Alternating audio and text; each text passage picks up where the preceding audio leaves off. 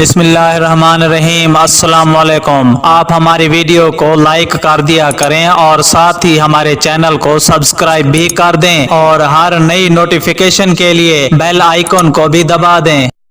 افغانستان سے فوج کے انخلا کی بات قبل از وقت ہوگی۔ امریکی joint chief of staff major general Joseph کا پینٹاگون میں اخباری نمائندوں کو بریفنگ۔ ایسے وقت میں جب طالبان کے ساتھ امن مذاکرات جاری ہیں، امریکی فوج کے ایک اعلیٰ عہدیدار نے کہا ہے کہ افغانستان سے امریکی فوج کے انخلا یا وہاں انسداد دہشت گردی پر معمور امریکی افواج کے مستقبل کے بارے میں بات کرنا جلد بازی پر مبنی ہوگی۔ Joint chief of staff major general Joseph نے بدھ کے روز پینٹاگون میں اخباری نمائندوں کو بتایا کہ فی الوقت انخلا کا لفظ استعمال نہیں کروں گا۔ پورے سال کے دوران کسی وزیر دفاع یا chairman joint chief of staff کی جانب سے پینٹاگون کی یہ پہلی اخبار بریفنگ تھی۔ جنرل نے اس توقع کا اظہار کیا ہے کہ امن سمجھوتا جوں کہ توں قسم کی صورتحال کو تبدیل کرے گی جو 18 برس طویل تنازع کے حل کے لیے درکار ہوگی۔ انہوں نے کہا کہ کسی بھی سمجھوتے کی بنیاد شرائط پر مبنی ہوگی